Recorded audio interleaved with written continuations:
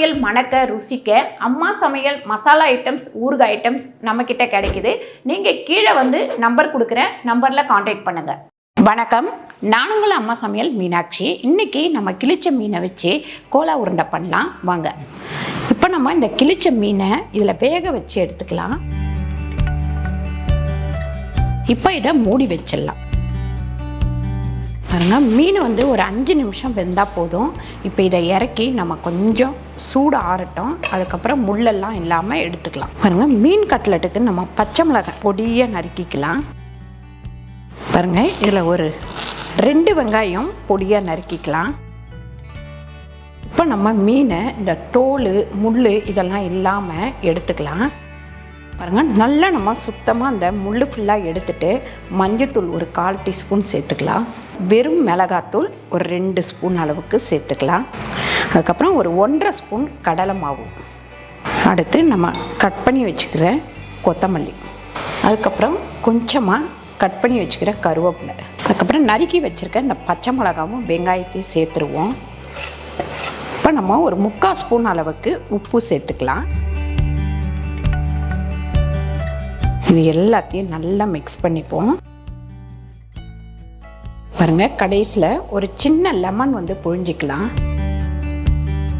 Lemon புழிஞ்சதுக்கப்புறம் நல்லா இன்னும் கொஞ்சம் மிக்ஸ் பண்ணிக்கோங்க. பாருங்கள், இந்த மாதிரி உருட்டிக்கோங்க. பாருங்கள், இதில் வந்து நம்ம கார்ன்ஃப்ளவர் மாவு ஒரு 3 ஸ்பூன் வச்சுருக்கோம். அதை நல்லா கலந்துக்கலாம். நான் வந்து உருட்டி எடுத்துட்டேன், நல்லா வந்து உருட்டி எடுத்துட்டேன். மீன் கோலா உருண்டைக்கு நல்லா வந்து உருட்டி எடுத்துட்டேன். இங்கே வந்து பார்த்திங்கன்னா கார்ன்ஃப்ளவர் மாவு ஒரு 2 அழாக்கு போட்டு அதை நல்லா நான் வந்து கலக்கி வச்சுட்டேன். இப்போ இதில் போட்டுட்டு நல்லா இந்த மாதிரி மேலே ஊற்றிட்டு இப்போ இதில் போட்டு நம்ம நல்லா இந்த மாதிரி மிக்ஸ் பண்ணி எடுத்துக்கலாம். மிக்ஸ் பண்ணிவிட்டு இதை வந்து நல்லா இப்படியே அழுத்தி பிடிச்சிக்கணும் ஒரு டைம், உடையாமல் இருக்கிறதுக்காக.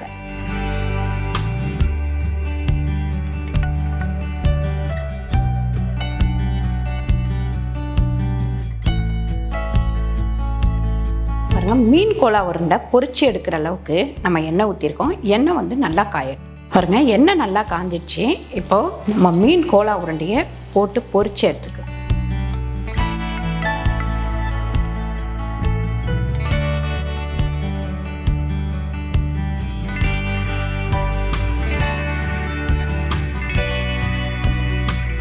பாருங்கள், நல்லா இப்படி பொன்னிறமாக ஆன உடனே இதை எடுத்துக்கலாம்.